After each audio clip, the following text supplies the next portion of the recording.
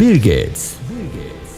Bill gates ලැජ්ජාශීලී සහ නිශ්ශබ්ද පිරිමි ළමයෙක් වූ අතර ඔහු පොත් කියවමින් පැය ගණන් තම කාමරයේ කාලය ගත කිරීමට ප්‍රිය කළා. ඔහු වයසට වඩා පෙනුමෙන් කුඩා නිසා කුඩා කාලයේදීම ඔහුව නිතරම හිරිහැරවලට ලක් වුණා. ඒ නිසා ඔහු හැදී වැඩුණේ ඉන්ට්‍රෝවර්ට් හෙවත් අන්තර්වර්තිත හා සමාජ විරෝධී ළමයෙකු ලෙසයි. උසස් පාසලේදී ඔහුගේ මුල්ම සැලැස්ම වුණේ ගණිතමය ඉගැන්වීමයි. නමුත් ඔහුගේ මිතුරා වන පෝල් ඇලන් පරිගණක ක්‍රමලේඛන වෘත්තියක් කිරීමට ඔහුට ඒත්තු ගැන්වීමෙන් පසු ඔහු එම සැලැස්ම ඉවත හෙළනු ලැබුවා. ඉතින් බිල් ගේට්ස් ඉක්මනින් ඔහුගේ උපදෙස් ලබාගෙන වයස අවුරුදු 13ේදී ඔහුගේ පළමු පරිගණක වැඩසටහන ලිව්වා. නමුත් ඔහුගේ දෙමාපියන් නම් ඉන් සතුටටපත් වුණේ නැහැ. ඔවුන්ගේ දරුවා සඳහා වෙනත් සැලසුමක් ඔවුන්ට තිබුණේ. ඔවුන්ට අවශ්‍ය වුණේ ඔහු නීතියට සම්බන්ධ වෘත්තියක් කිරීම. ඉතින් බිල් ගේට්ස් එයාගේ අම්මයි තාත්තයි සතුටු කරන්න නීතිය ඉගෙන ගන්න හාවර්ඩ් විශ්වවිද්‍යාලයට ගියා. නමුත් ඔහු පන්තියට වඩා වැඩි කාලයක් පරිගණකයත් සමග ගත කරන බව ඔහු තේරුම් ගත්තා. ඔහු පරිගණක කේතනය කරන විට ඇත්තටම සතුටු වූ නිසා වගේම නීතිය පිළිබඳ ඉගෙනීම ඔහුව උද්දාමයට පත් කළ දෙයක් නොවූ නිසා.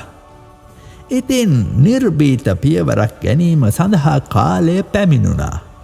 ඔහු හාවර්ඩ් විශ්වවිද්‍යාලයෙන් ඉවත් වූයේ ඔහුගේ සිහිනය හඹායාමට වන අතර ඔහුගේ ළමා කාලයේ සිට මිතුරෙකු වූ පෝල් ඇලන් සමග මයික්‍රොසොෆ්ට් පිහිටුවා ගත්තා. නමුත් සෑම දෙයක්ම පරිපූර්ණව සිදු වූයේ නෑ.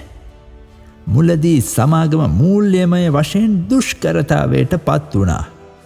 ඔවුන්ගේ ඇතැම් විශාල ගනුදෙනුකරුවන් බංකොලොත් වුණා.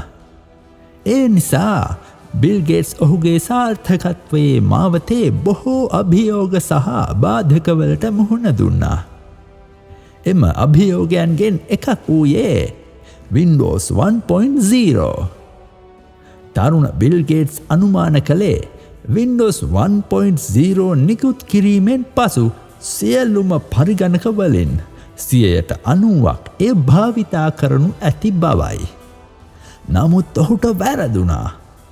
Windows 1.0 වෙත හොඳ පිළිගැනීමක් නොලැබුණා වගේම එය භාවිතා කරනු ලැබුවේද පරිගණක භාවිතයෙන් 10% ප්‍රමාණයක් පමණයි. ඔහු සිතූ ගණනට ලංවන්නටවත් නොහැකි වුණා. මේ නිසා ඔහු අතිශයින් කලකිරීමට පත් වුණා. එය විශාල පසුබෑමක් වුණත් මයික්‍රොසොෆ්ට් සඳහා හොඳ ශක්තිමත් මූලික පියවරක් වුණා. වසර 2කදී බොහෝ පැය ගණන් වෙහෙස මහන්සි වී වැඩ කිරීමෙන් පසු Windows 2 නිකුත් වුණා. ඊට විශාල නවෝත්පාදන ඇතුළත් වුණා. පළමු වතාවට Microsoft Word සහ Microsoft Excel මෙහිදී ඉදිරිපත් කරනු ලැබුවා. එවර Windows විශාල වාණිජමය සාර්ථකත්වයක් ලබාගත් අතර ලෝකයේ නව විප්ලවයක් ඇති කළා. තවද බිල් ගේට්ස් බලාපොරොත්තු වූ පරිදි පරිගණක වලින් 90%ක් Windows භාවිතා කරනු ලැබුවා. බිල් ගේට්ස් වයස අවුරුදු 31දී බිලියනපතියෙක් වෙනවා. ඒ වගේම හරියටම ඉන් අවුරුදු 8කට පසු ඔහු ලෝකයේ ධනවත්ම පුද්ගලයා බවටත් පත් වෙනවා. තවද බිල් ඇන් මෙලින්ඩා ගේට්ස් පදනම හරහා ඔහු ඩොලර් බිලියන 45කට වඩා පරිත්‍යාග කර තිබෙනවා. බිල් ගේට්ස් යනු ලෝකයේ වඩාත්ම සාර්ථක පුද්ගලයින්ගෙන් කෙනෙක්. ඔහුගේ සාර්ථකත්වයේ ගමනින් ඉගෙන ගත හැකි දේ බොහෝමයි.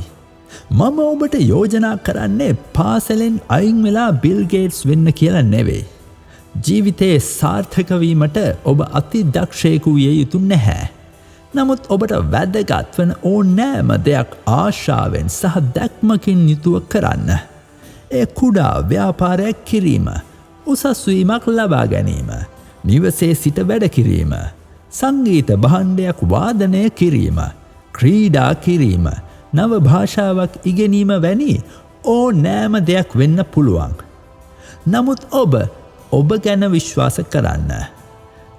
අසාර්ථකත්වයන්ට ඔබට අධෛර්යමත් කිරීමට ඉඩ දෙන්න එපා. බිල් ගේට්ස්ගේ පවා අනුමානයන් වැරදුනා. ඔහුට බොහෝම අසාර්ථකත්වයන් තුළින් ගමන් කරන්න වුණා. ඒත් ඔහු ඒවා තමන්ගේ ගමනට ශක්තියක් කරගත්තා. හොඳයි, මේ කතාව බිල් ගේට්ස්ගේ කතාවකින්ම ඉවර කරන්නම්. If you don't build your dreams, someone else will hire you to build theirs. ඔබේ සිහින ගොඩනගා නොගන්නේ නම් වෙනත් කෙනෙකු ඔවුන්ගේ සිහින ගොඩනගා ගැනීමට ඔබව කුලියට ගනු ඇත. Bill gates. ඉතින් ඔබේ කතාවත් පුරාවෘත්තයක් කරන්න. ඔබට ජය මිත්‍රයා.